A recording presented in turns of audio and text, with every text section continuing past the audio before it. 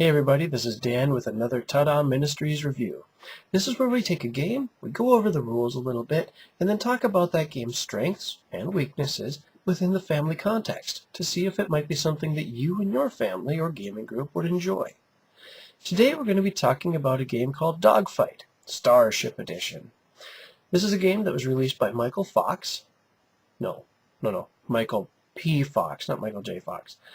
And it's available through the Game Crafter. Now, if you have any questions about the Game Crafter, you can find out a lot more information in our 4th episode. It's all about buying games and designing games through that website. Dogfight is kind of like Space Alert in reverse. Oh yeah, that's right. I haven't reviewed Space Alert yet. Anyways, Space Alert's a cooperative game. Dogfight is not so much, at least not in its native form. In Dogfight Starship Edition, you're flying or piloting or captaining, however you want to say it, a large ship, and your goal is to pretty much blow up everybody who's not on your team. You're going to be using a board and pushing little pieces around and maybe making fun sound effects. They're spaceship themed. Pew pew. And you're going to be playing cards to drive that action. So you'll play cards to shoot things. You'll play cards to move your ship. You'll play cards to mess with other people's plans. And so on. Like I said, it's a competitive game. You are out there to kind of blow everybody else up. However, because of the way this game is set up, I definitely see a lot of potential for there to be different scenarios for people to play out that could be done cooperatively, or that could give this a real strategic or puzzle-solving edge. But anyway, let's talk about how this game actually works on the table.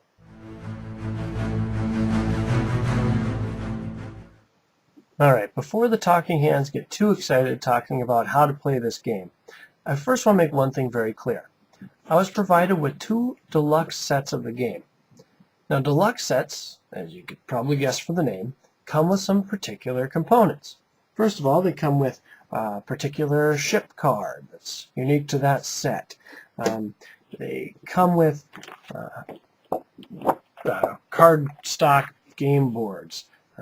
Little rubbery spaceships that you can push around, like my little space bulldozer, push around that space junk I'm going to turn you into, and stuff like that. So just bear in mind that some of the stuff you see here is particular to the deluxe sets, some of it's not. So if you buy a copy and you say, I saw this thing in your review and it didn't come in my set, well then obviously we're only watching the review and not listening, bucko.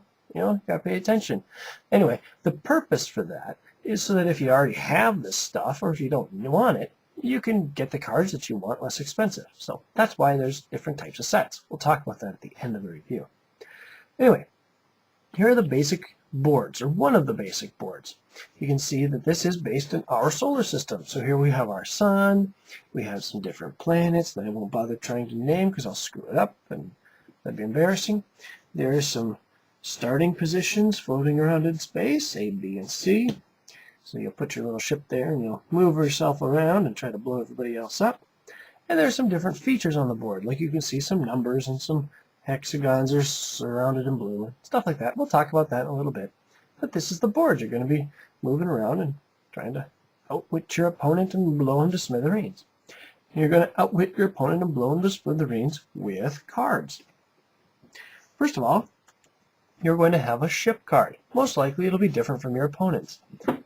Each ship is unique. So you can see that it has its own name. This is the Inferno. It has an attack value and a range value and energy and movement and, those sorts of things that ships should have. And then some special things that only this ship can do. Your ship can't, but mine can. Aha! So you can spend energy to do those different things. So as you sit down at the table and you see what ship I have and I see what ship you have, we're already thinking about strategy. Okay, so you have a ship that's not very strong on attack but has really good range and it's fast. So how's that going to change the type of deck you're probably bringing? How am I going to respond to that? So we haven't even flipped up any cards other than our ships. We're already thinking about what we're going to do. I like that. I think it gets you engaged right off the bat. Next, you've got different types of cards you're actually going to play as you're moving through the game. Blue cards are movement cards. So like this guy allows you to move up to your maximum distance. So if my Inferno can move 3 spaces, I can move 0, 1, 2, or 3 spaces when I play this card. Movement is done through cards. Red cards allow you to attack people. So this one lets you attack somebody. and do some other stuff along with that. Green cards are equip cards. They'll equip to your ship, so you can continue to use them. Like this overworked engineer, every turn he's going to repair your ship a little bit, because you don't want to die. And another equip. Here's an intervene card. This one would let you repair your ship a couple of points right off the bat. And then your intervene star cards. Star cards. Okay. You could call it instant or flash. I personally think I should trademark the phrase that cards you can play any time during the game, because really that's what all these different things are. So the star cards you can play anytime, even on your opponent's turn. This particular one you probably would not. When you deal damage, you deal 2 extra damage. Haha, you didn't see that coming. Anyway, that's the basic gist of the game. You're going to play down these cards, and very nice artwork on them, by the way. And after playing down these particular cards and moving your piece around the board, you're going to try to blow up the bad guy.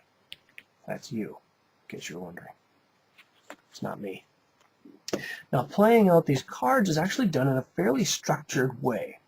The game comes with, or may come with, a player mat. Now, this is, even if it doesn't come with it, don't fret, because you can just print it out.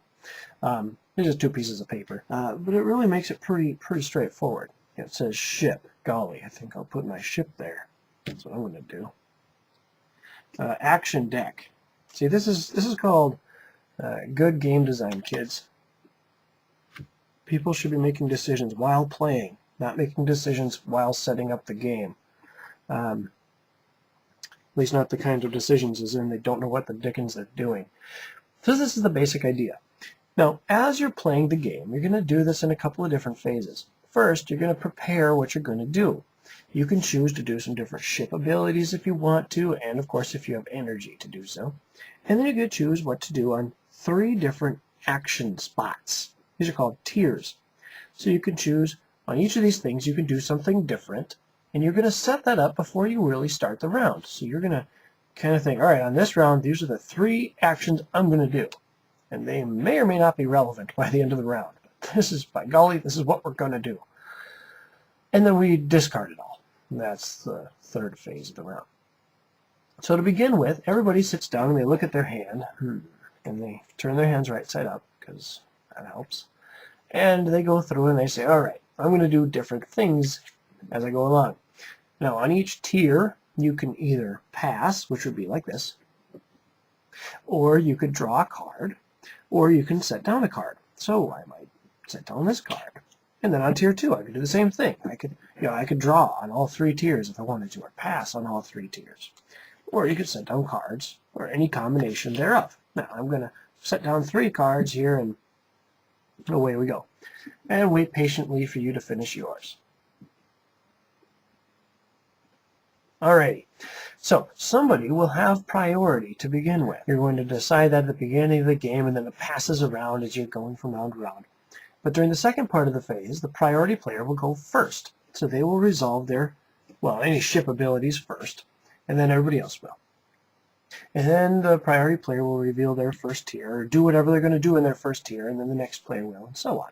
So you have kind of a order to everything. So I played evade here. This one lets me move my ship, so I go and move into attack position. Okay, and then you do whatever you do on your tier 1. Resistance is futile. And then I play a red card. I attack you. Bang, bang. My space bulldozer bullets. And you do whatever you do on tier 2. And then on tier 3, I'll play my overworked engineer, which lets me repair my ship every turn.